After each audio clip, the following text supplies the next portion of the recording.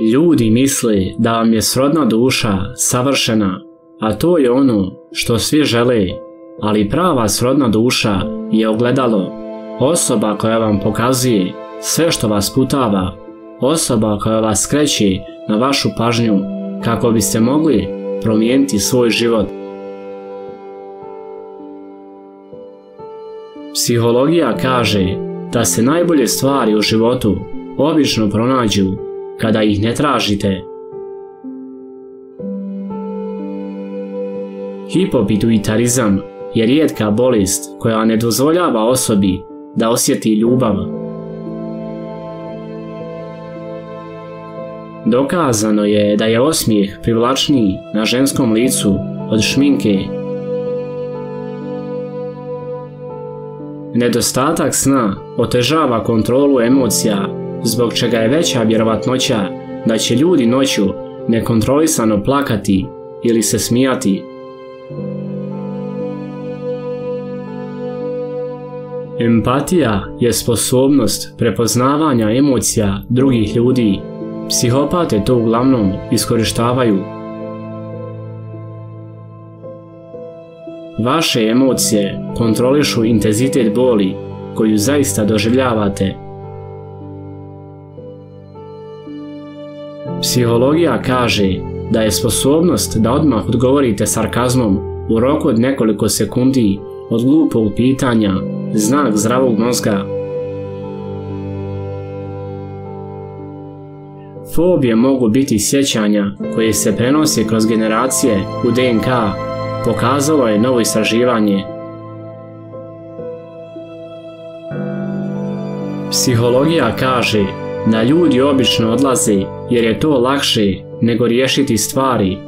Ljudi lažu jer je ponekad lakše nego biti iskren. Kada čovjek plače i prva kap suza poteče iz desnog oka, to je od sreće, ali kada je prva suza iz lijevog, to je bol. Psihologija kaže, ljutnja i ogorčenost vas psihički uništava, snižava vaš IQ i može vam bukvalno skratiti život. Studije pokazuju da ako svoje ciljeve objavite drugima, manje je vjerovatno da ćete ih ostvariti, jer gubite motivaciju.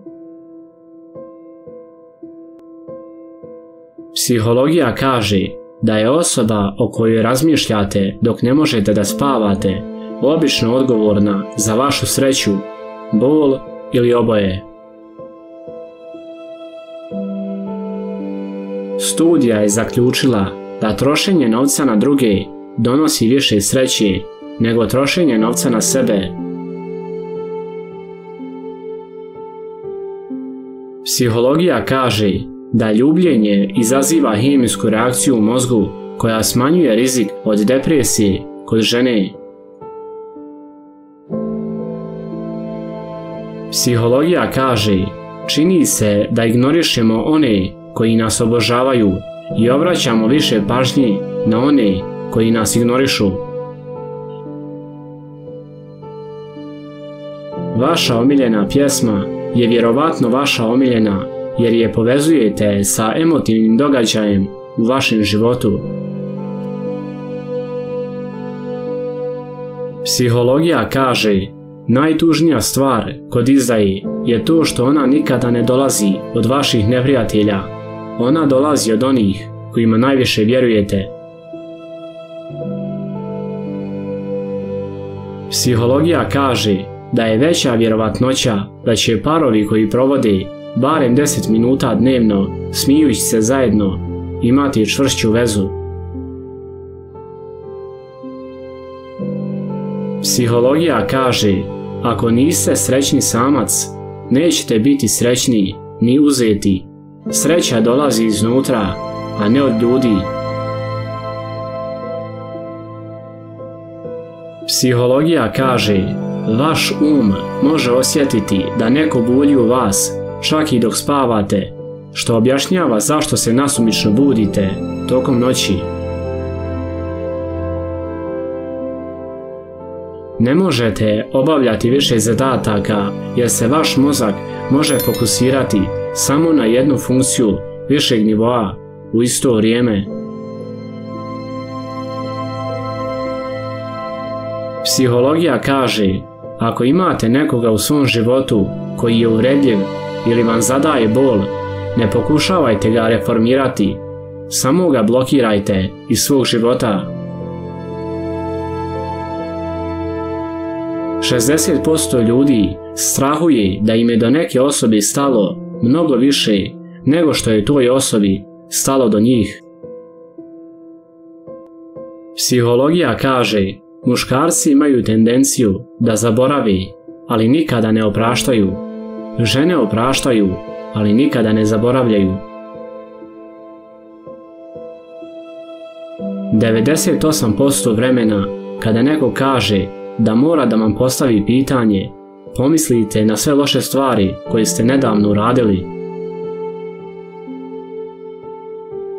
Psihologija kaže, ponekad samo kažete dobro sam, jer je teško naći nekoga kome je stalo.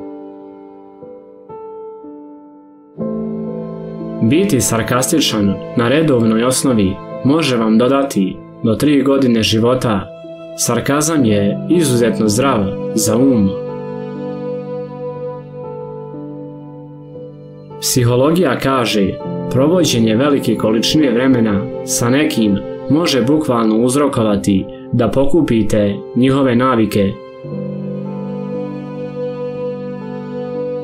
Kada vaše raspoloženje prelazi iz srećnog u tužno, najčešće je to zato što vam neko nedostaje.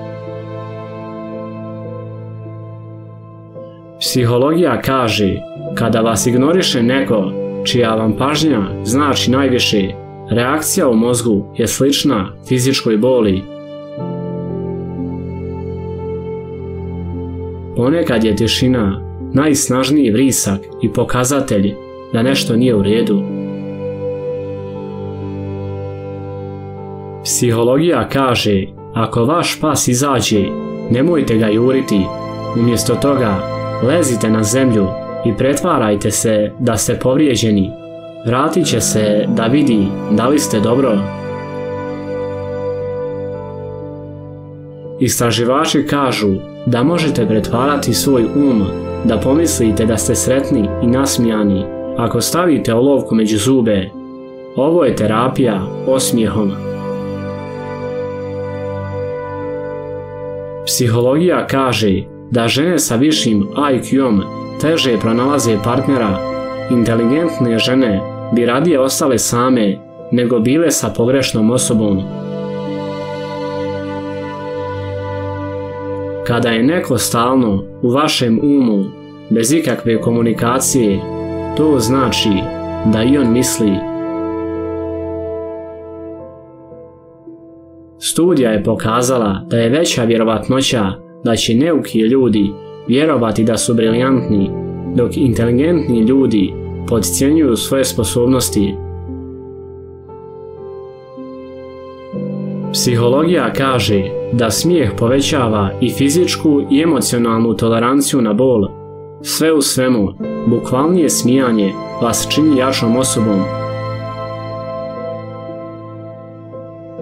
81% ljudi koristi muziku kao bijeg od svih negativnih stvari u svom životu.